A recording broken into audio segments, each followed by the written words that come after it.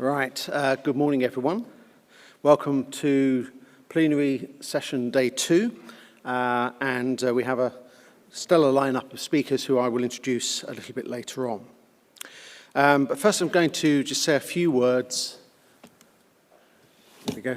about yesterday. Because we really had a full day of plenary, innovation stage activity, knowledge and network sessions as well, and the exhibition. I hope you all found it to be really an excellent set of events that were really educational, informative, and inspire you to take further steps. And I think what came across to me throughout all of those sessions that I was able to listen to, and from conversations with others who were able to be at others, just how much the stars are aligning when it comes to the policy landscape, the imperatives that are driving change, the ideas of a proactive model really coming to life and being brought to life on the ground in places up and down the country. So that real sense that we're on the cusp of change, I think, comes through really palpably yesterday. And I think we also heard yesterday, repeated on many occasions, this notion of that we have a burning platform. We heard it in some ways from what we heard from Welsh Government colleagues, what we heard from English Government officials, what we heard from NHS England, that sort of growing recognition of, if you like, the case for change. We heard from Sarah McClinton, the ADAS president, rehearsing some of the key facts that keep her awake at night and why the status quo really isn't an option. Those 491,000 people who have been waiting for more than 6 months for a social care assessment, or the 165,000 job vacancies in the social care sector in England alone. And at the same time, we heard, I think, a really powerful and positive message about people being enabled to live glorious lives. But at the same time, what we have at the moment, that status quo, is doing real harm to real people and their lives. And then we launched on this plenary stage the TSA and Tech Action Alliance work, the challenge paper produced by the Tech Action Alliance, which really provides, I think, an important set of challenges to us as a sector, but also to people beyond the sector to consider what the next steps are for really taking us on this journey of innovation. And we heard more on the innovation stage itself about the Tech Action Alliance work and this plan of action that we've set out in the challenge document. And a phrase that was stuck with me from the session on the innovation stage yesterday was looking at the research evidence that we've compiled in that piece of work, that there is an appetite for using technology amongst the public, and particularly those who draw upon services to support them in their everyday lives. There is a gap between an appetite for using more technology than the current supply is allowing. So there is an opportunity in that gap that we can fill and do more about.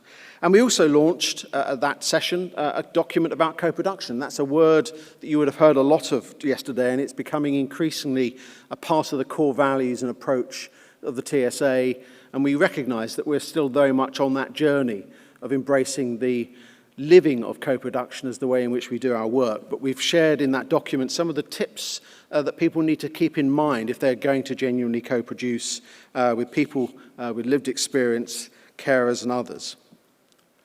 And we also launched yesterday this document, and really not standing still, I would say, that the seeds, if you like, of a new future for tech, which we saw in the presentations yesterday, really I think is beginning to take root. And it was great, I think, to hear Matthew Wynne and Rhiannon Matthews talking about what they are doing in England to stand up virtual wards, and in Wales to establish the virtual, the more proactive model of care, which we'll hear more about today. And I think the exciting thing for me about that launch of that document is that we're taking those ideas and turning them into a structured way in which others can then take them and adapt them to their local context, so we can actually see this spread around the country. And again, another thing that I think was worth just repeating from yesterday was the work that the TSA did with NHS England last autumn as part of our contribution as an organisation to supporting the NHS prepare for the winter that we've just come through. And the fact that for the first time the tech qualities standards were recognised as being a mandatory part of NHS England guidance when it comes to first responder services. Really exciting, a really important shift in terms of the reach and impact that the TSA is having, but actually the difference that those services have made in reducing some demand for ambulance services and conveying people to hospital. And the difference is therefore made to the individual who doesn't need to attend a hospital for their treatment. And then another key word I think I've heard a lot over the last 24 hours is that we need to keep embedding within all that we are designing and delivering evaluation so that we strengthen the evidence base. In my view, often evidence is used as the justification for not doing things rather than the justification for doing things. Nonetheless, we don't want to give those who are not so bought in to the change that we believe needs to happen, we need to give them constantly the evidence of the impact it's making in people's lives and the difference it's making to the efficiency and effectiveness of the health and care systems that we are responsible for. And I think it was really powerful to hear our lived experience speaker, Rich, and indeed Ros and Rhiannon speaking yesterday, giving their own powerful and I think very personal testimonies about lived experience and just how lived experience alongside the data, alongside the numbers, is a really important way in which perhaps we can make ourselves a little bit more uncomfortable about a status quo that really isn't working for anyone. And then finally, just the last thing that I picked up and I wanted to reflect back today from yesterday's session was this. It was a comment that was just made almost in passing by a senior NHS official to Alison Scurfield at the end of a session yesterday. And this is paraphrasing it, but and this was directly to Alison, and I think it's absolutely true. You've had this vision of a proactive, preventative model of care for the last 10 years, and it's taken a pandemic and all of the pressures since for the rest of us to catch up. That's the shift.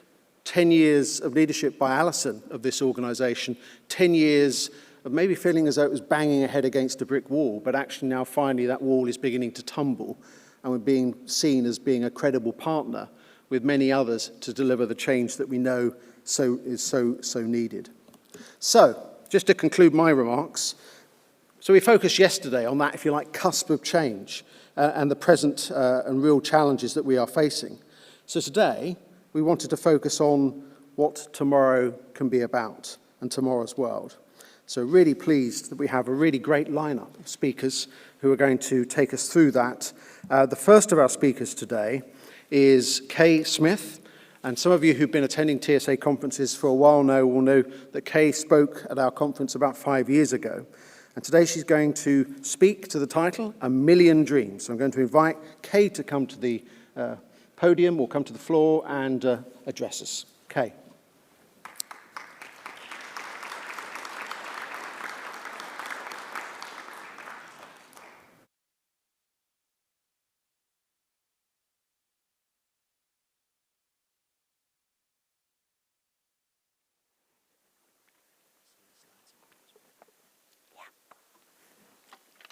Thank you.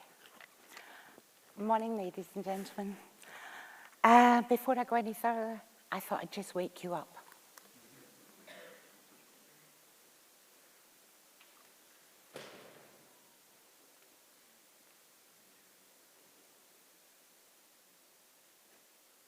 It's not working.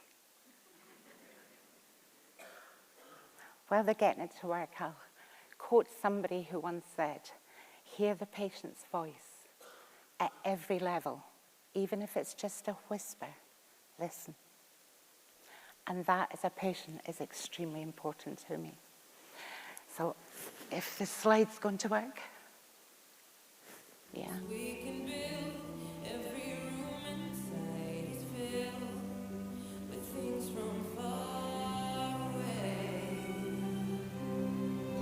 Special things I compile, each one there to make you smile on a rainy day. They can say it all sounds crazy. They can say we've lost our minds.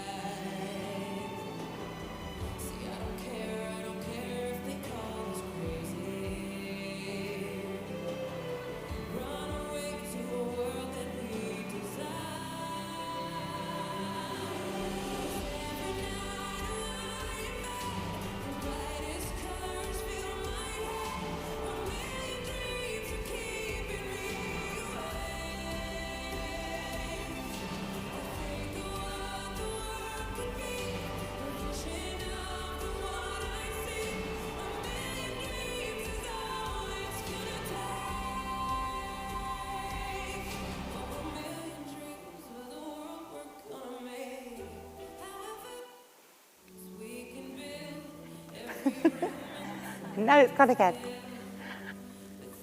5 years ago, I sat on this stage, and 5 years ago, I talked about VR, and we never talked about the technology and the smart houses. It was all just a million dreams. But 5 years later, here we are, and it's reality. So yes, I'm Kay Smith, and I'm a dreamer. And I am a service user. I am a disabled patient. I'm diabetic. I have vascular problems, cardiology problems. I'm an author, and I've just published a book. I'm a patient advocate, first and foremost, for people in a similar situation to myself, and I'm a retired nurse. So I dreamed of, I'm just moving forward so I can read my own slides. I dreamed of a service with joined up care, and I still believe that it will exist, where a consultant and it will head up a team. We call it MDT, a multidisciplinary team, but that will also include people from acute care and from social services and housing, and for the needs of clients with chronic conditions, looking outside of the box for conventional care and in the client's best interests, and looking for alternative therapies. A dream of looking for alternative help by advocating for others as a tenant participant for North Ayrshire Council in the west coast of Scotland. And I'm part of the housing, planning and implementation, looking for innovation that will help in day-to-day living, and suggesting the trying of VR and Alexa. Shh, she'll hear your name and then she'll start shouting. So most people will have heard of AR, VR, and mixed reality, and I thought I'd give you a quick explanation of the difference. So virtual reality is what I use. So I put my headset on, and 5 years ago I needed a phone to work that headset. Now it's a standalone, and it just connects to the Wi-Fi. But I go into a virtual world, and in that virtual world, I can go scuba diving. I can press another door. My whole living room becomes a lily pond with doors that I can walk through. I can press another door and I can shoot off into space. I can press another door and go on safari, and I can throw feed down on giraffes and elephants. All come and feed to the feed that I've put at my feet. That is VR. So it's a world of virtual reality. Mixed reality is when you're in your own environment, your own home, or the own place that you're in, and part of that environment becomes virtual. So a stroke patient can find blocks and can start building the blocks back together again using the weakness to help in their rehabilitation. Then we have augmented reality. Augmented reality, if I was sitting here, I could click a button and the outline of a body and what's wrong with it could appear right beside me. For surgeons, for doctors, even in industry, you can click a button and a whole jet engine from a 737 can be sat beside me so that I can explain it to you. So I hope that gives you a little understanding about the difference between VR, MR, and AR. So a dream 4 years ago, nearly 5, that has came true now. VR used to be attached to the smartphone, and it's now a single headset, connects to the internet, has millions and millions of programs available for everybody's individual needs. It can treat now a multitude of therapeutic conditions. It can teach people with macular degeneration how to use their peripheral vision so that they can see again. It can teach people that have had a spinal injury where the spine hasn't been actually damaged to walk again. And most importantly, it's now been approved by the FDA for the treatment of chronic pain. And I have the accolade of being the person that has used VR the longest in the UK for chronic pain. It can also be linked to and can do lots more than the average person thinks she can do when you're actually working in VR. And for social care and for amenity housing usage, it has made my home into a smart home long before we even started to think of smart homes. So a dream never dreamed. During the pandemic and the near 2-year period of isolation and what was officially called shielding for patients like myself, virtual reality was used more than could ever be imagined in social care, allowing people to connect in forums, virtual forums, if they were able to do so.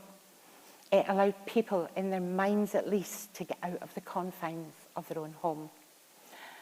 And for others that weren't so lucky, it allowed them to achieve their bucket lists before they passed on. I'll go back. So finally, Alan, if you could help me. Never, ever say never.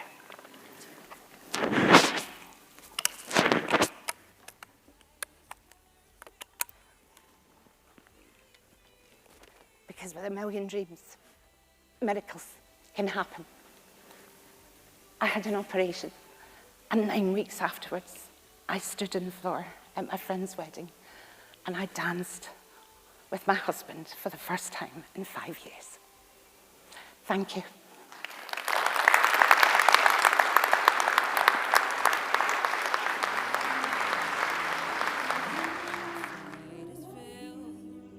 With things from far away, special things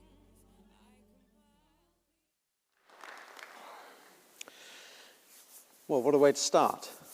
And thank you very much, Kay. 5 years walking off the stage, 5 years ago, not walking onto the stage. It's just extraordinary. And thank you very much for sharing that experience with us. And part of what we're talking about today is the art of the possible. The art of the possible keeps changing. And I think we've just heard that expressed really very powerfully and personally, how the art of the possible isn't a fixed thing. And we need to keep aspiring for more. So I think that for me is a really powerful takeaway from that. We now have the opportunity to hear from a number of fantastic experts, some of whom you would have heard on the various stages during the course of the last day, who will, I think, share their perspectives on tomorrow's world and some of the things we need to do to make that world real. And the first of our speakers, who's going to talk about the digitisation of health and social care, is Sir David Pearson. David.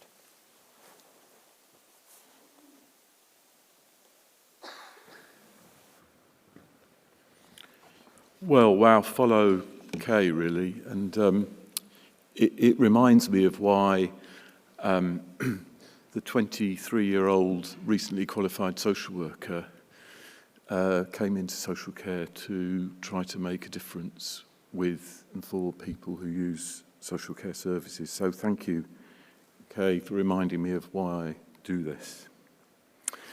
I speak to you as Chair of Tech Quality, which has the only accredited quality service framework in the UK. But I'm informed by a couple of other roles that I just want to mention. One is a system transformation advisor to NHS England, advising integrated care systems up and down the country about how to integrate, following probably a 15-year passion about how we might join up services to better serve our communities. And secondly, a piece of work that I was involved in recently as an expert panellist to the Parliamentary Health and Social Care Select Committee on the digitisation of the NHS and social care, which is published on the parliamentary website. So it's informed by that. And I want to do two things this morning. I want to reflect a bit on where we are, which is a combination of that intelligence, but also just absorbing things that people have said over the last 2 days. And then go to talk about a little bit about the challenges. And thirdly, well, as part of the end of that, suggest some things that I've gradually started to test out about what we might need to do for the future to implement tomorrow's world. So first of all, the good news. I think the good news is that we have a greater understanding of the future role of tech in the future of health care and housing and the wider informal and formal support. And we've seen some fantastic examples of that. We've heard about fantastic examples of that over the last 2 days. Secondly, I think the Tech Action Alliance Challenge paper and the co-production paper and the definition and guidance paper that Paul referred to earlier gives us a positive platform for the future. We all need something which we can hang on to and consistently talk about as we go around our world outside of the 1,000 people who've attended this conference, if we are to create that coalition of ambition that will sustain us in the future. And I think there are 3 things that it does. It sets out the evidence, the current policy landscape, and some practical next steps to progress technology-enabled lives. It importantly represents a coalition in itself, a group of people who haven't worked together in that way ever before, and that's part of building the movement. And finally, it provides a basis for those discussions that I referred to. So there are some challenges, though. The first is that Paul talked about turning knowing into doing, and I think he's absolutely right. But we cannot assume that everybody knows. In fact, I'm fairly certain they don't. And therefore, who is going to make sure that everybody knows? And it seems to me it's everybody in this room and everybody you work with who needs to help to make sure that everybody knows. We have made much progress in communication. There's a much broader church of people here this year than any of the previous years which I've attended, which I think is fantastic progress in itself. But there is more communication and engagement to take place. There are still lots of pilots and relatively small pieces of evaluation and research, as Paul talked about, that provide great stories of the impact. But I fear that we do not get enough evidence to convince some of those at the tops of government. And that's not all we need, who we need to convince, but I think there is still more to do. And I think when it comes to commitments, therefore, they are, in some cases, lukewarm. And the expert panel found that, technology was not in, tech was not in scope of that digitisation work, and is not strongly mentioned in some of the digitisation documents across health and care. Secondly, we must make further progress in the movement to from analog to digital.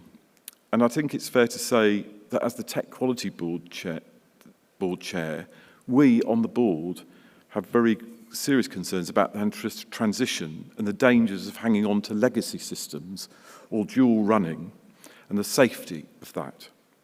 It is also the case that, as has been demonstrated by numerous presentations, the real prize here is for the future is joining up the Internet of Things to enhance people's lives and work alongside care treatment and support interventions. Fourthly, it was my pleasure last night to present more awards to organisations of the Quality Service Framework who've received certification. It's a brilliant thing to be able to do and a real privilege. So we have fantastic numbers of organisations who have committed to quality, safety and continuous improvement, but not enough. And if you are sitting here and you do run a service, a tech service, then I please encourage you to talk to us about how you might get certified, because it seems to me that it provides the strong basis for making sure that businesses are run properly, services are effective, and people are getting a good service. And we have 20 special interest groups developing the standards for that, which help the sector. And I personally think that it's not an optional extra. And I speak not as the chair of Tech Quality, but a former Director of Adult Social Care and Chair of an Integrated Care System, I knew that if we didn't have quality, we didn't have an effective services. So yesterday at a plenary, Ros Roughton talked about the essential ingredients of will, ideas, and execution or implementation.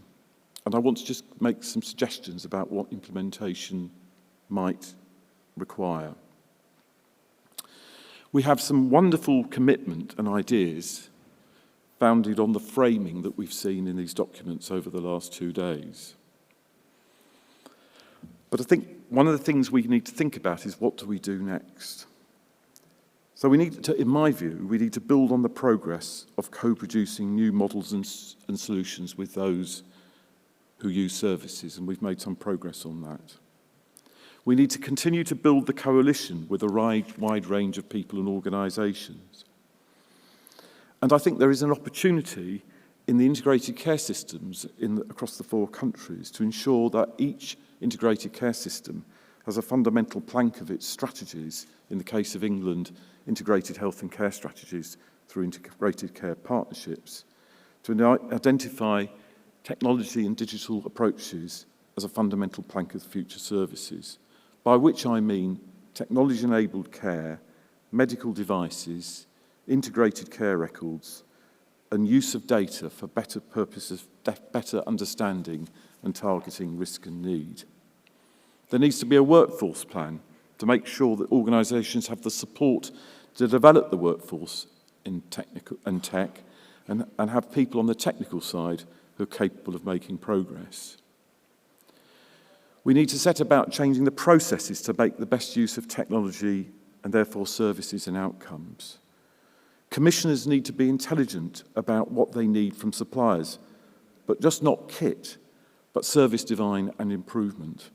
At the same time, suppliers need to understand or enhance the idea that what we need to do is grow the market and the cake rather than simply compete about our particular part of the cake.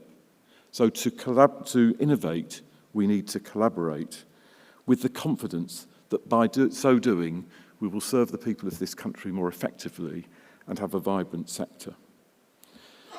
Quality standards and expectations, I've made the point about that, and I just want to be clear about this. If you have not got QSF certification, please do talk to us.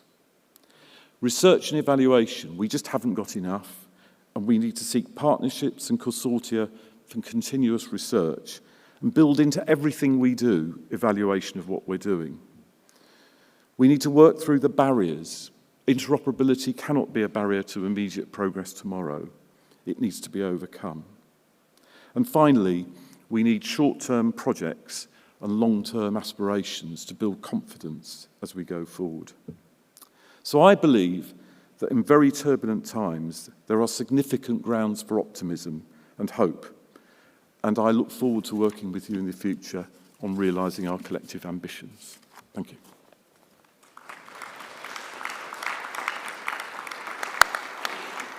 Thank you very much, David. And just to say, we're going to have a little bit of a discussion on the panel at the end of this session. And if we have time, we'd also like to invite questions. If people would like to use the app to get those questions tabled, that would be great. So just be thinking about that.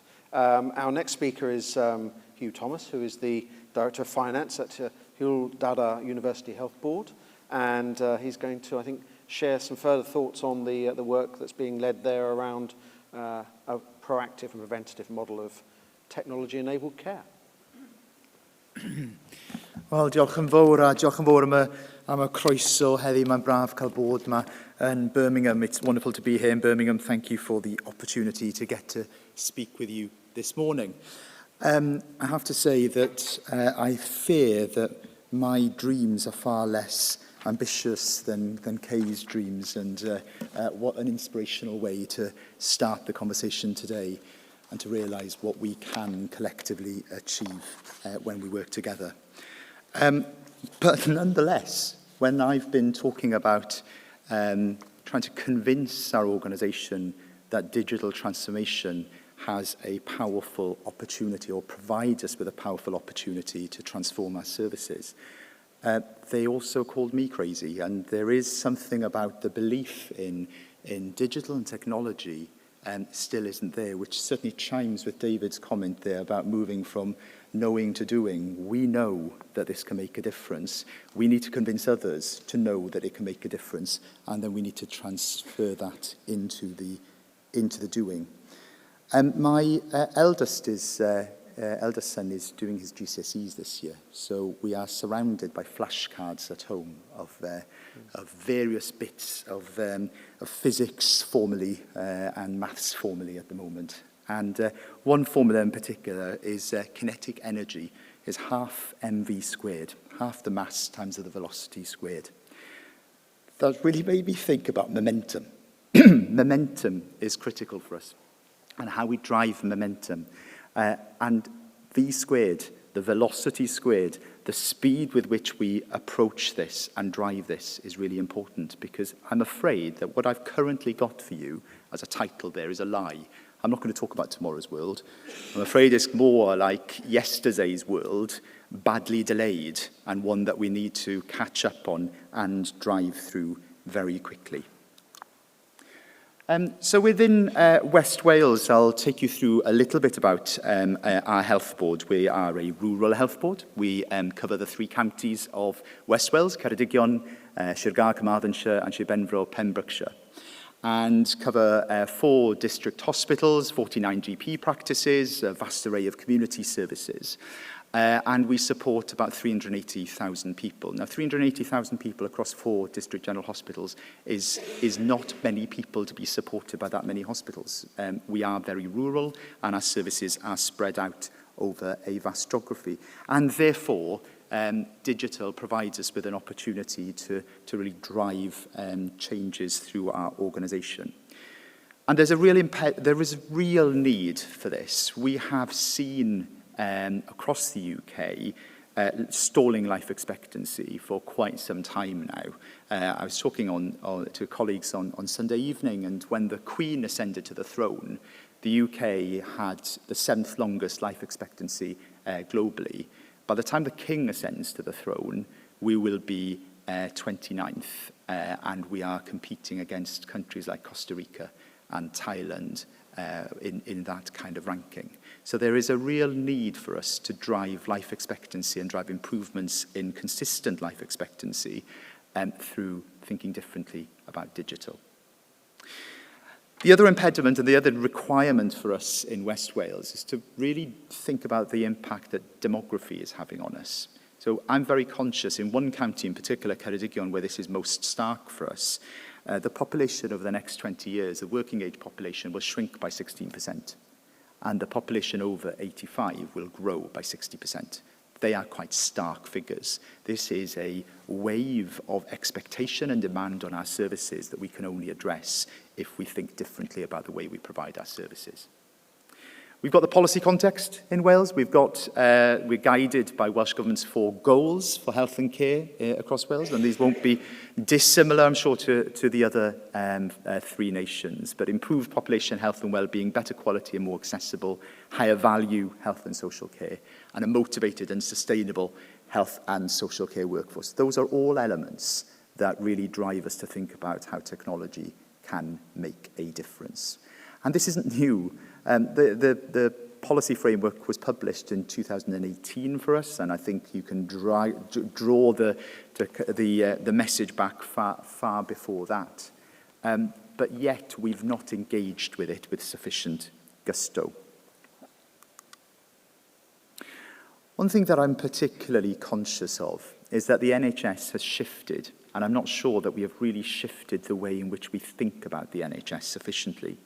So over the last 20 years, the demands on our services have shifted from being episodic to turning up in our services and utilising the NHS's services and then moving out of that, to being one of a continuous continuum of care.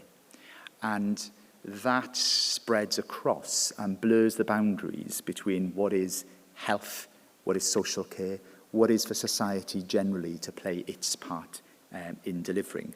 So there's been a big shift, and yet our systems, our technology has not kept up to pace with that shift. And across our system, I don't necessarily propose that you study these slides very carefully, but we have a very complicated response. We have a complicated organisational response to what is already a complex system and a complex challenge. And that really exacerbates the issue that we're trying to address. And then, of course, moving on into what that looks like as a digital landscape for us, and really I wouldn't worry about looking at the detail in this at all. I'm just putting it up there to show how complicated the digital landscape is. And how on earth do we expect people to navigate a system where we have created that organisational and digital complication to respond to what is already complex? And that has created a number of pain points across our organisation for our patients, service users, staff, colleagues, across both health and care. Our organisational boundaries have been traditional rather than citizen-centric. We've made it really challenging to digitally collaborate across health and care. We talk much about in West Wales, and we're very proud of the work that's going on in Delta. But Delta is overcoming some of those complexity in digital collaboration by physically co-locating people. We've got GPs, we've got social workers, we've got physios co-located to provide a service along with the ambulance, along with paramedics. But we've had to physically co-locate in order to overcome the digital collaboration challenge. And that made a difficult job even harder. Data sharing across our organisations, really challenging. Many boundaries that we have artificially put in place. These are barriers that can be overcome. And pilotitis. We have more pilots than British Airways. We have pilots all over the place that we can never find sufficient evidence for to evaluate and scale and embed in the way in which we work. So if I move on to tomorrow's world, it starts off very much thinking about the person at the centre of the services we're trying to provide. And fundamentally for me, we need to start off with centering our design around the needs of the user, co-producing the design of our services to meet the needs of the user, but also focusing on inclusion. I am worried that the digital journey could be one that leads to more exclusion from services and reinforces, not cuts down those barriers to accessing services. But around that person-centred approach is the fundamentals of communicating well and engaging well with our patients and our population, making sure that any solutions we put in place are truly scalable and can be adopted across a broader geography, that our technology is connected, that is absolutely connected between organisations who should be working together far more closely across health and care, that our decision-making moves from anecdote and gut feel to being fundamentally data-driven and intelligence-driven. That we have common goals, that we work collectively to drive what we want to see for our population, and that we provide good access to services that are at the patient, at the service user's demand. We developed in West Wales, I'll go back here, we developed in West Wales a number of, with colleagues from CGI, much of this work has been developed with colleagues from CGI, our principles for working across health and care. And those principles, I think, are things that will help us stand the test of time as we now embed our digital transformation journey. And we started very much with the principles before we went on to think about the design and the outcomes that we are trying to generate. And that led us to our new architecture, which is this is very much a simplified version of it, but we are putting citizen engagement at the very heart of what we're doing, top left-hand corner, and thinking about how we provide services in the patient's and the citizens' hands. The NHS app is a very clear example of what we can do that, a great resource underutilised. Health and care coordination and collaboration across the system, and making sure that data transfers between users across our system. And thinking about situational awareness, understanding what is happening to the 380,000 people within our service who might have access to our services at some point. And that's underpinned and supported by a regional health and care data fabric. Doesn't sound exciting, but it is going to be quite transformational in its opportunity for us. And overlaying that with moving from data to intelligence, developing oversight, insight and foresight to from our data, from our sources, to drive the way in which we think and support patients and communities. So at the left-hand side, think about how we surface intelligence from our current systems. Artificial intelligence provides us with the opportunity to do that. Machine learning provides us with the opportunity. Moving that to connect data across disparate systems so we get a full picture of what life is like for a patient, a person. Thinking about how we drive from that systematic root cause understanding of the issues and the challenges we face, and then work across our organisation to address them. And then move into think about proactive and foresight in delivering our care, so that the data can drive the thinking for the future with artificially supported insight and foresight, but for human-based decision-making across our teams. We're working through our transformation journey now and gathering pace, so that velocity, I very much hope, will increase very quickly. But fundamental to that is making sure that we have real ownership for the work that we're doing across health and care and across local and Welsh Government colleagues, because we cannot do this alone. I'm very conscious that what we're trying to achieve here by bringing disparate organisations to work together, by embedding the way in which we want data and intelligence to be transferred between our organisations, we have to do this with a broad consensus and coalition approach across our key partners. And working on what areas of support we need, we now are very conscious that we cannot do this as an organisation, and there is no one organisation out there that can help us. There really is a rallying cry, and I heard David talk about this earlier on as well, about how industry needs to think differently about the way in which it collaborates with the public sector, and the public sector needs to think differently about the way we collaborate with the private sector. No one organisation will have the answer to all the challenges we're facing, but by being innovative, we can only do that by working together. Our future focus, very simply, people, process and technology. People, making sure that what we are doing is putting the service user, the patient, the person at the centre of our decision-making, making sure we're inclusive in our approach, making sure we don't leave people behind through driving a digital-first response. Our process, we have to make sure that the technology we use is safe.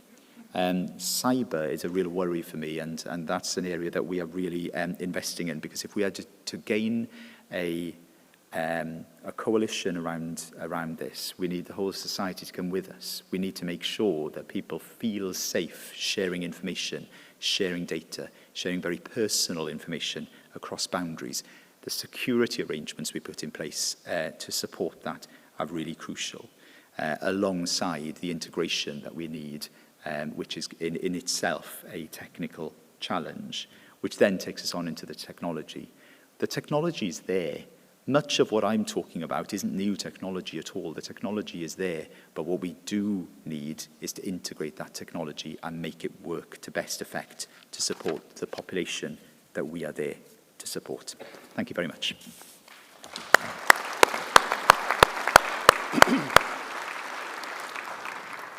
Thank you very much indeed, Hugh. Our next speaker is Dr. Sarah Mitchell, and she is going to talk to us about experiences in New Zealand in co-producing digital services to support healthy ageing. Thank you very much. It's ironic, actually, with talking about tomorrow's world, because I feel, having flown over from New Zealand, it's a bit like yesterday's world. However, we are making great progress and great strides in some of the work. that I've been leading on. So, let me find my glasses. Tēnā koutou, tēnā koutou, tēnā koutou katoa. Greetings to you all from Aotearoa, New Zealand. That's a very typical address when you come and start off on a presentation. So I'd just like to thank TSA Alison and Lynn Douglas for inviting me. My name is Sarah Mitchell. I'm the Exec Director for Allied Health in the beautiful Bay of Plenty, which you'll see there. I've lived in New Zealand now for 5 years, and prior to that was leading a Scottish Government programme called the Active and Independent Living Programme. And I'm a physio, and I've spent my whole career looking at trying to advance prevention, early intervention, and laterally looking into technology and how technology could enable this with this concurrent system-wide change in how we deliver services. And this is why this focus led us to work with, when we were in Scotland, with Professor Peter Gore and his team in Newcastle to look at the life curve. So during this presentation, I'll explain what the tool is, how we have worked in partnership with our kaupapa Maori providers and other providers to adapt this tool so that it's fit for purpose for New Zealand, and how we are looking at innovative ways to transform the potential of this technology to transform community, social and healthcare with a focus on personalised preventative models of care. So we're early on in our journey, but hopefully by integrating this low-tech, and it is a low-tech but high-value tool across systems, we can really impact the lives of older adults across the Bay and beyond. I also need to highlight that there is a strong cultural slant towards this tool because aging Māori, in terms of life expectancy and healthy aging, their outcomes are far worse. They die on average 7 years younger. They've lived longer with ill health with various comorbidities. So very much within this presentation, there's a really strong cultural slant. So before I start, I'd like to show you a picture of the Mount Maunganui, which in Māoridom is a sacred mountain called Mawao. And as a little intro, I want to share a little history of this mountain, and the reason will become apparent when I discuss with you the output of the What Matters to You conversation we had with our elder Maori focus groups. So Mawao, you can see in that bottom right-hand corner, is a sacred mountain at the entrance to Tauranga Harbour. Its name, meaning caught in the light of the day, comes from the legend in which Mawao was once a nameless mountain, spurned in love by the beautiful mountain Pūwhenua. One night he begged the fairy-like creatures of the forest to drag him into the ocean and end his misery, but the creatures fled as the morning sun's rays struck, and he was transfixed on the spot. And there the mount remains. And it remains for every Saturday morning, my husband and I walk up that very mountain. But when we had the focus groups with our older Maori population, we asked, what matters to you?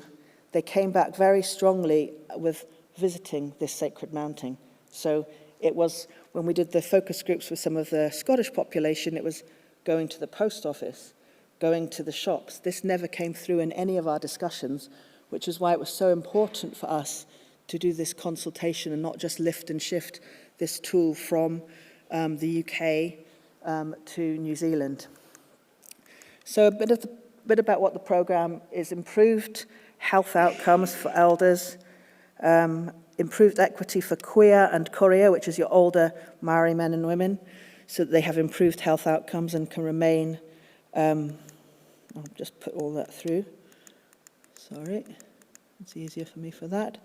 To empower people in the community to take control of their health and manage their own health aging journeys, to assess the impact of health services on healthy aging, using the life curve as a base outcome measure, to reduce associated healthcare costs, and for the life curve to contribute to the research. And we've talked about research over the last couple of days and the need for that research. And one of the key parts of this work is a big piece of work that we're doing with Auckland University, which I'll tell you about. So, what is the life curve? It's a measurement framework to how we map how people are aging. It's based in a healthy aging digital service that we purchased from ADL SmartCare here in the UK. We know that the research confirms that we can control 80% of how we age. We know that we can measure with this app how people are aging based on their ability to undertake 15 everyday activities of daily living, such as walking up and down stairs, cleaning or cooking a hot meal, and you can get your life curve position from answering these questions. We can give people advice and guidance on how to maintain and improve their position on the life curve, and we want to empower people in the community to manage their own aging. And when I say it's a whānau focus, that's again a very Maoridom word. It's about family.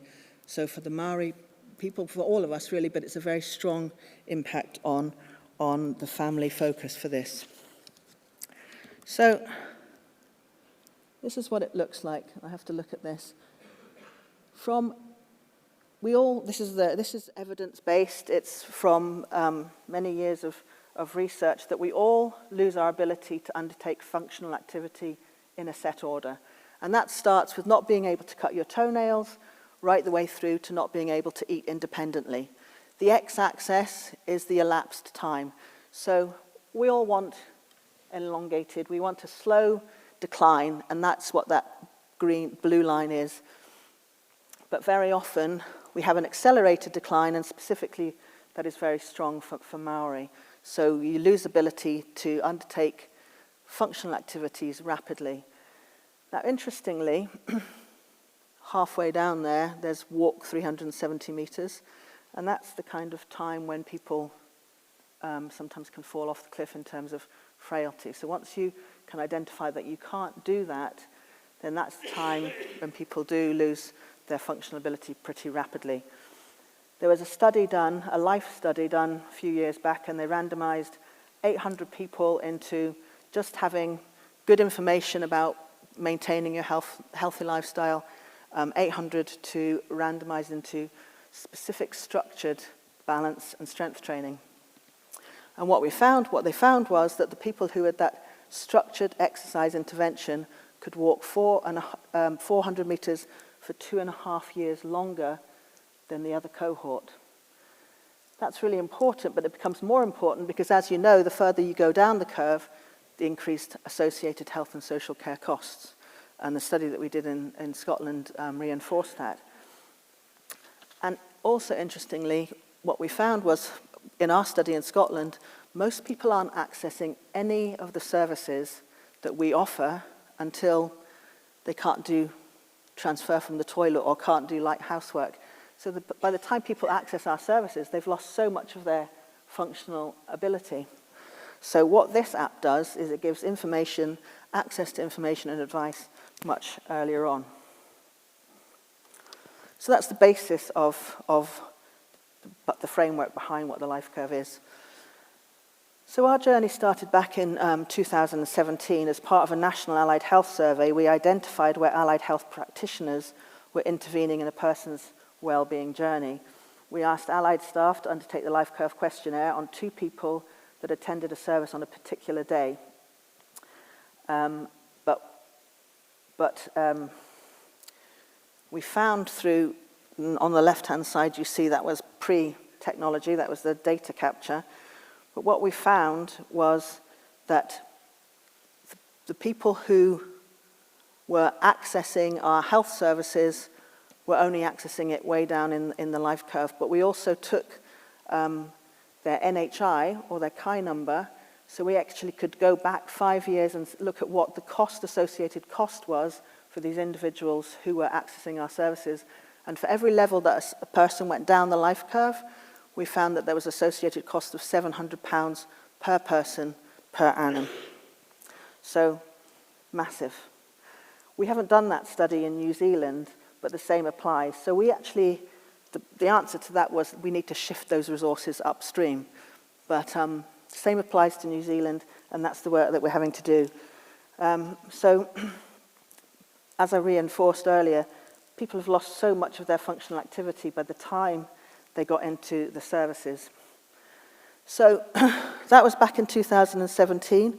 This is in the middle, is the app that from the UK, which actually is no longer available. Professor Peter Gore is actually rejigging the app, and it will be available for services soon. But on the far right is the look of our app. So I'm going to go through the process we went through to adapt the app from a UK to a New Zealand, but I think it's important to state that if we just lifted and shifted the app, we would have failed in our quest. One of our key aims in New Zealand is to reduce the inequity gap for Maori, who, as I said, age worse. So if we just brought this UK tool over, we'd have had no engagement with our Maori populations. So just in terms of our focus groups, understanding and incorporating a Te Ao Maori view of ageing was essential for us when we purchased the license. In order to do that, we engaged with Maori communities and had held Te Ao Maori focus groups, as well as focus groups of non-Maori organisations. We also obtained a research grant and we undertook qualitative analysis. And the key summary of this was that Maori organisations have the trust of their community and therefore have to play a key role in any service delivery to older people, and that any technology that is being designed for the older Maori person and their whānau should incorporate and acknowledge 3 po identified in the research. So one was o mataranga, which means knowledge. One is o manaki, which means support, and o tuhanonga, which means connections, which we've heard in all of our discussions. It's the same, but it was just very important for them to have that cultural impact. And then, as part of our knowledge workshops, when we were developing the tool, and we asked what was important to people, it was walk the whenua, which means walk the land, climb my sacred mountain, wade in the moana, which is wade in the lake, visit whānau or neighbours by foot, which in effect was very similar, but in a different way as well. So it was very important for us to capture that information. So when we opened the app, this is the new look, and the life curve there, that's a koru, which is a Maori symbol. And when you open the app, a whakatoki, which is a Maori proverb, and it's very important in Maori culture. Whakatokis are used as motivational tools and can be used in speeches, and we were gifted this whakatoki, so I'm just going to play it for you.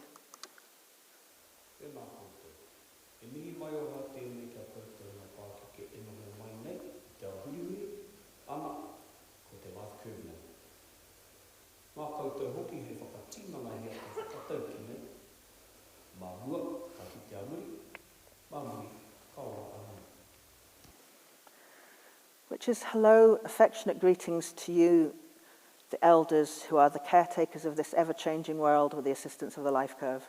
We also acknowledge that you are the keepers of the past and the present. Elders invest in the future to enable the past to survive.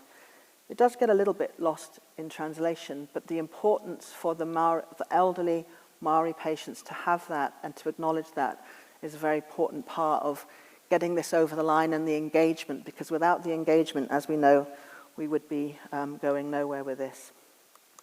So this is the tool. We have an app which is accessible now to all New Zealanders free of charge. Anyone can download it and find out how well they are aging. They can either use the app or the public website. We are promoting the use of the app through social media, local radio stations, and we're working on how we socialize this as much as possible. We've also, the license that we have is the staff access website, and this enables us to capture the data on individuals and work with partners, and I'll talk about the partners in a minute, such as community services, housing organisations, and GP practices, to track how individuals are doing, but also to track and support them in their wellbeing journey with services that we can offer. So, once you've logged onto the app, you can decide whether to take the life curve quiz or choose a goal. And if you take the life curve quiz, you'll go through the 19 questions. And as you see, the questions are in Te Reo. You can maybe see that, but the first is in Te Reo and also in English. And once you've completed those questions, you're given a place on the life curve. So in this example, the position that individual has was heavy housework. And if this is where you are on the life curve, you'll receive a personalized package of advice with specific and tailored exercises. There will also be helpful hints around safety advice and the connection to local services that can support you. So if you go on and you choose a goal, the goal option, there's a list of goals to choose from. Now these goals haven't just been randomly picked from us. These are the goals that came out of the focus groups. So, and we're capturing what goals are chosen more often. So for example, the very common goal is about the inability to, or the desire to have help opening a jar. So if you go on to, you want help with opening a jar, you again go on to a personalized package of options with specific exercises. You always get the exercise intervention and the support. You get the specific then, and you also get now options to purchase very simple equipment that can support you with that. And also it will always give you to local services as well. So in terms of partners, we're partnering now with community providers and housing organizations, but we're also doing a lot of targeted interventions with our health system with older adults on admission and discharge, all having a life curve assessment and then being followed up by our enablement teams. And this is going to have far-reaching impact. We're just starting on that work. But our key strategic intent is to work with our community partners. And Kayanga Ora is a big housing association provider, and it provides tenancy services to nearly 200,000 customers with nearly 69,000 public houses. But we're working specifically at the moment in Tauranga, in the Bay, to work with their care support workers who are going to undertake the life curve with all their older clients and monitor this. But because they're a partner of ours, we'll also be able to monitor any decline or improvement in their work, in their care. And similarly, we're working with Access Health, which is a community provider. And again, the support workers will undertake life curve assessments with the clients and focus on their activities more in enabling approaches, but also have direct access to our community allied services if and when the need requires. And finally, we are working with our colleagues in Auckland University with a rider trial called AWESOME, which is a very Kiwi word, but it stands for Aging Well Through Eating, Sleeping, Socializing and Mobility. It's a $5 million grant with various studies being undertaken simultaneously, and we're focusing on whether the app can make a difference in maximizing independence and social connections for older people living in the community. So once again, when a person logs onto the app in Tauranga or a suburb in Auckland, they're invited to join this research, and this again will help us capture some of that data on how people are aging. So finally, that is our journey.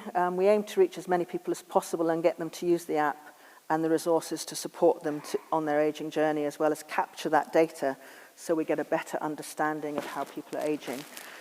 We are early on our journey, but we're getting very good responses from our housing and community partners. And this tool is really about adding life to years and empowering people to take control of their health and well-being.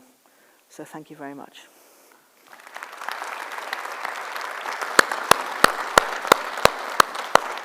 Thank you very much indeed, Sarah. And in a moment, we're going to move into a little bit of a discussion between the panel, and I've asked panelists to think about what their takeaways from the presentations have been, and also maybe to pose a question or two to each other, just to sort of see what's come from the session so far.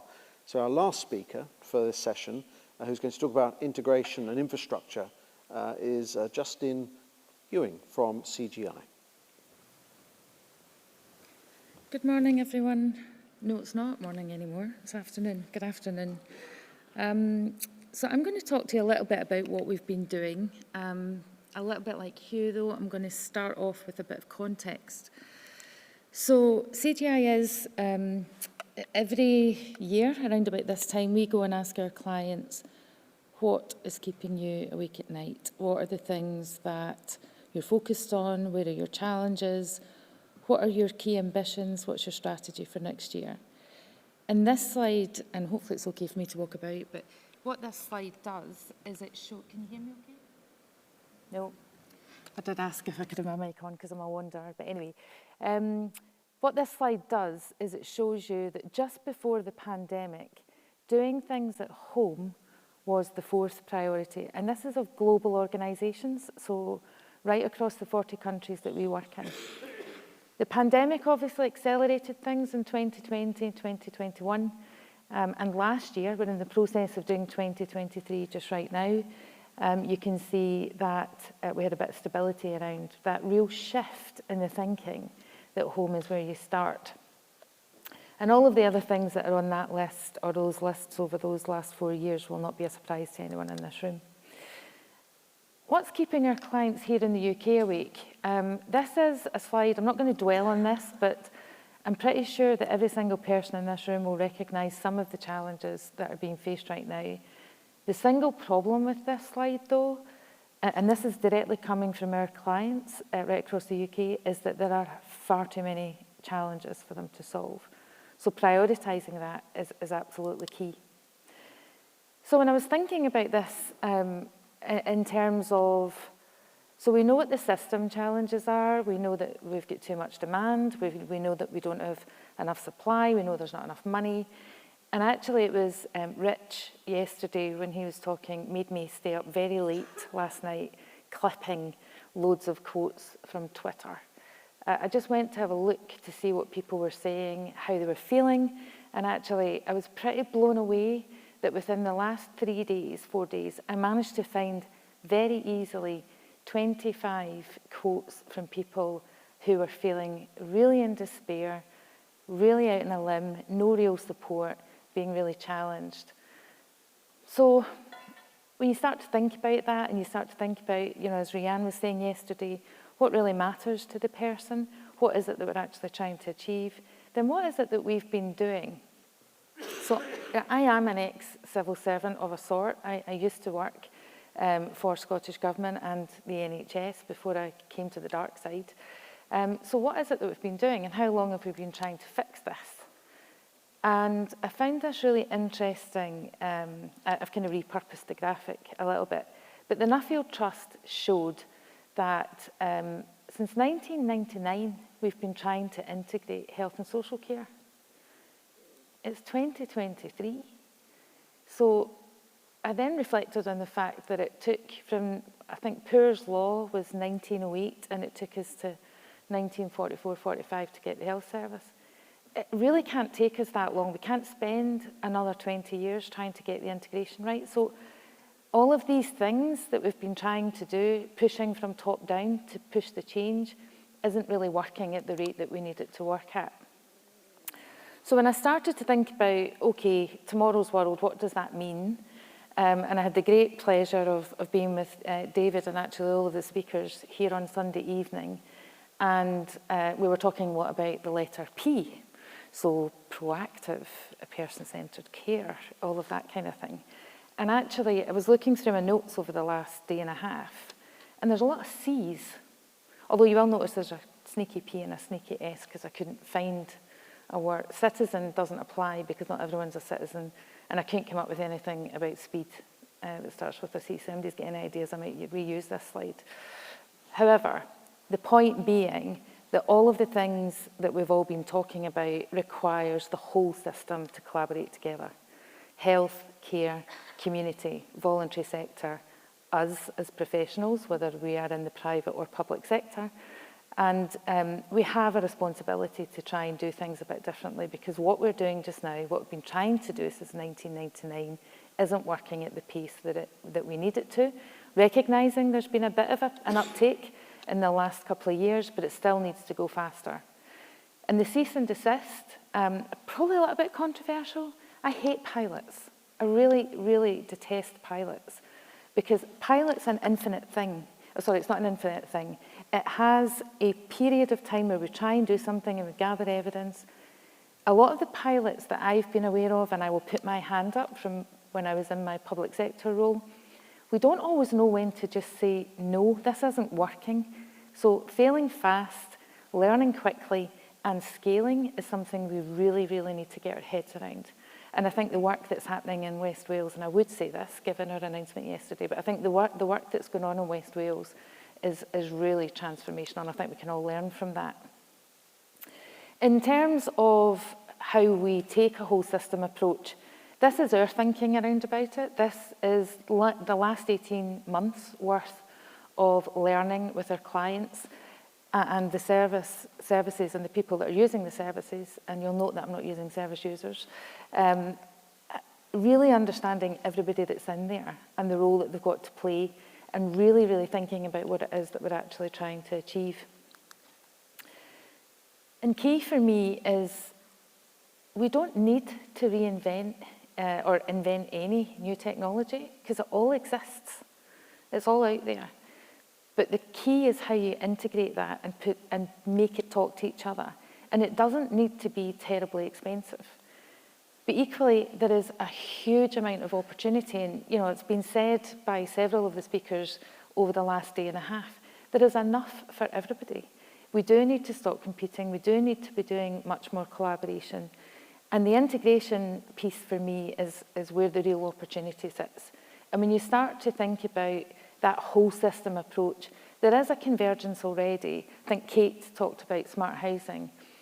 Think about how many local authorities across the UK just now have got smart city or smart town strategies. So that's coming. So that convergence is really, really key. And I've got a little bit of a personal bugbear around virtual wards, in that if you are in a care package or are receiving support, you either get the virtual ward and your care package, which is not coordinated, very clunky, or you don't get your care package until you come out the virtual ward. So there's no real consistency there. And if we start to think about how we collaborate better and really put the person at the centre of all of that, that's a better experience. It's more efficient, it's more cost effective, and you get better outcomes. So the whole point around systems integration isn't about data, it's not about technology, it is about taking all of that and enabling people to be able to do things differently and get better outcomes. Systems integration, not everybody really knows what it is, and I had an interesting conversation at dinner last night about that, but it means lots of different things. But ultimately what it does mean is bringing things together for the greater good, making sure that you have as much insight and capability to make better decisions. But to really enable systems integration, you need a good, proper strategic partnership. And I won't go through these, you can look at them when the pack comes out later. But for us, partnership is about skin in the game. It's about walking along beside the people that we're trying to work with. It's about really understanding the challenges and the problems. I really, and certainly the people in West Wales, but a lot of our other clients know that I'm really sick of folks selling stuff. We need to stop selling stuff. We need to be really clear about the problem that we're trying to solve, really understand the outcome that we're trying to get, then we work out what you need to be able to deliver that. That's the most effective way to get impact. So, to summarise that, we do need to stop procrastinating, just do it. It's the Nike thing, let's just get on and do it. I think certainly on Sunday night we had a conversation about peak death and baby boomers that are coming. We've got 20 years, which seems like quite a long time before it's going to be quite tsunamic, potentially, if we don't start to think about what we're doing just now. I don't like the term digital transformation, because digital on its own does nothing. Actually, it can just be very expensive and you don't get very much buy-in, and 2 years later somebody in some parliamentary committee somewhere says, what were you doing and what benefit did you get from that? You really do have to think about the whole system, the culture, the workforce, the process, how you are going to engage properly, and really, really focus on the outcomes. But the other thing that's really struck me over this last 2 days is that technology does not enable care. It's people that enable the care. The technology and the data, all that does is empower much better decision making to take place. So hopefully that's been a little bit informative in terms of what we're trying to do and the support that we're trying to bring to our clients. I'm happy to talk to anyone after if they want to chat. Thanks.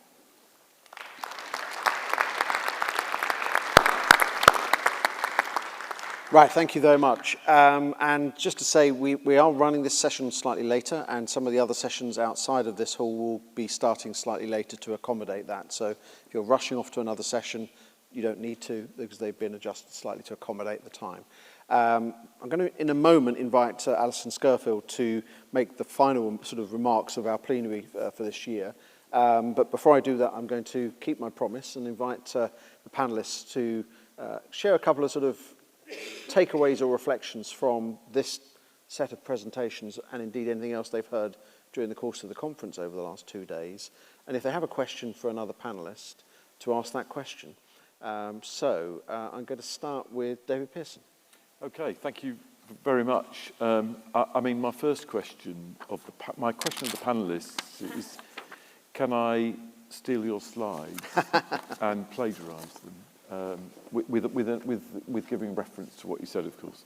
So I thought it was fantastic, and I'm struck by the amount of symmetry between us, coming at things from very different starting points or places, actually, places literally, very across the world, but with very, very similar conclusions and key themes. So my two takeaways, I mean, how do you pick out from this rich tapestry? But the first one was about the complication. So we had a lot of complication, and people referred to that. And I was reminded of something that I thought for quite some time, and it was said by somebody probably much cleverer than I am, but I can't remember who it was. That it is the job of leaders to make the complex simple. So I think it's our job to make the complex simple. And my second takeaway is the need to prioritise. So there's a real danger that we try and boil the ocean somewhere between here and New Zealand, which is a big ocean, but to prioritise the things that we need to do to make the key point. So what the other question I asked my panellists, if you were prioritising one thing that we should all do tomorrow, what would it be? Okay, you're not going to get away with that, not answering that question yourself in a minute, but I will make that question a question that others maybe can answer as they go along. Sarah. So my takeaways, and it was just listening to yourself, Justine, is that we have the technology. We have it, it's there. We just actually need to get on and integrate it and do it. And really drive this change, because I think we're on the tipping point of doing it, and it's just around that big move to just get on and do it. And the second one is around, we've done enough pilots. We've got it. We've got the evidence. We've got the knowledge.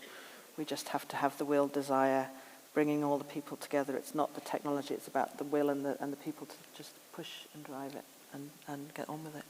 And a priority? Do it now, all of it. Thank you. Justin. Gosh, I think the single most impactful thing for me over the last couple of days has been the lived experiences. I've been very moved by that. Quite often in leadership positions we can forget that actually what we're doing is changing the way that people get to live their lives. So, I think having that front and centre in the conference, and, phenomenally well done to the TSA for doing that, has just been a really strong reminder of why we're all here and what's the point of it. I think the second point for me is that there is a huge amount of passion, and I really felt it. So I've not been at conference for 9 years, or 8 years maybe. So coming back, it's obviously much bigger. But what you could feel instantly when you go into the networking session at the dinners is there's a real passion. We've got no shortage of vision or determination. I just think what we need is to be a little bit more brave and bold, stand up for what we believe in, and really push forward, because, well, I'm probably, if I go by the life curve thinking, I've maybe got 20 years where I'm going to be needing this support. I don't want what's on offer today. I want to be able to be very independent and interdependent that was talked about yesterday. So for me, those were the kind of takeaways My question, though, because I do have a question for the panel. What's frustrating you from getting stuff done? Hugh, what's frustrating you? And you're not allowed to say money. I have many things frustrating me. I may come back to that question at the end, actually. If I just start with some reflections, and thank you. It's been a great couple of days, actually, and I think one of my reflections is going back to yesterday, and it was a slide that we had up in the opening session, Rich, when there was a slide that said about the tapestry of life, the rich tapestry of life. And that rich tapestry of life gets lived in a home. It doesn't get lived in a healthcare setting. It gets lived in a home. I am worried that we think the answer is a virtual ward. Virtual wards are being mentioned time and time again. And I think that reinforces a current way of thinking. And I think one of the challenges we've got is how do we move from thinking about this as disparate services that get provided to being a connected service provided in a home? Because people live their lives there. They are comfortable there. They are happiest there. I'm generalizing. But that needs us to change our approach quite fundamentally. I'm with you on pilots. If I go back to my kinetic energy equation, mass is not delivered by pilots. Mass is delivered by integration. Mass is delivered by us pulling systems together. So integrating systems that we've got. And the velocity is driven by clearly the pace of change. And I think we really need to drive at that. Frustrations, I think, are going to be around how do we bring professional interests together? Because I think some of our organisational barriers, the challenges end up being created by challenges of professional interest.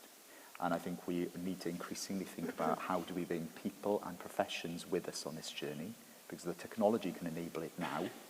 The issue is going to be how we engage people with that technology. How do we make sure that social care, that therapies, that the medical profession, that nursing profession pull together and break down some of those professional boundaries that we currently have in place. Thank you all for your reflections and for your questions to each other. And I think, Hugh, that last point is one that, for me, is a very important thread that we should pull out a bit more over the coming weeks and months, and certainly I think it's something we should come back to in next year's conference as well. But for the moment, if I can ask you all to show your appreciation to our panel, and whilst you're doing that, I can invite Alison Scurfield to the platform. Can you stay where we are? Alison, would you like to come and join us? It's at the end of the conference. We opened yesterday, and like Paul said, I came into TSA, the industry body, 10 years ago, and when I reflect, just as Kay says, it was a dream. That personalised, proactive, preventative care was my dream. It was my dream that was 2 head at a time for my organisation, and as my board said, we're not ready to take that shift. What I want to do today now is just thank everybody in the tech sector, because we worked stronger together. You've seen over the last 2 days and the work that we do throughout the year that actually we bring the right ingredients, the right people together and the right partnerships. We still have a long way to go. But I get inspired by people like you and Justine and Leslie who come and show me the art of the possible and how we can deliver. We've seen Rich yesterday inspire us about where we need to go. But we also seen Rich on the dance floor last night, living his best life. Living, dancing, celebrating in the way he wants to live that life. And we see Kay, who makes me cry because she's defying somebody giving her a label that she's palliative. And there she shows you that she can get up off that stage and walk off the stage. We have to get going. Keep being resilient, tech sector. Keep doing what you do and keep spreading this message. We have a fabulous chair of quality. We'll have a fabulous board who come and give their time to us, the sector. And I just want to thank each one of you. I just want a couple of things, because when I prepared, I had slides. But I just want to tell you what's coming next. So we've delivered our business plan, and we did exactly what we said we were going to do, and we co-produced with you, our stakeholders, people with lived and learned experience. And when we went through that process, we had to throw it up in the air, and I'm going, holy moly, we can't get this done. But what we got at the end of engaging with people with lived experience was far superior, far richer than it would have been if my leadership team and the board had developed it. So what's coming next is a State of the Sector report.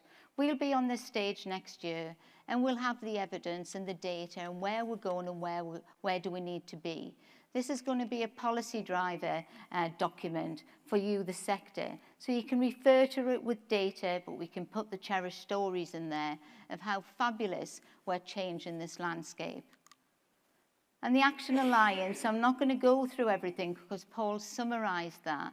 But what I am going to say, in the Action Alliance, they will bring an action paper by the end of the year, delivering some of those cherished things that we need.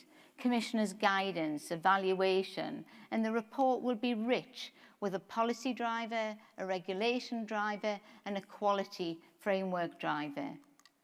But I have to say thank you. This is the partnership as today. We've had 12 months of looking outside the tech sector, of new markets, new partners, and we need more. So if your logo's not on there and you want to engage, this is the time, just while we're on that cusp of making a real difference to where we're going to be. We're not static or stifled in this sector. We have energy. Michelle Dyson's come back for a second year, and she says she likes to come because of the passion of the people that work in tech-enabled care. So thank you from the bottom of my heart, because we're changing lives. We see what Kay, amazing, 1 million lives, 1 million dreams. People think you're crazy. Well, people thought I was crazy 10 years ago, and look where we are now. So we have hope, we have to keep together, and we have to be stronger together. So thank you.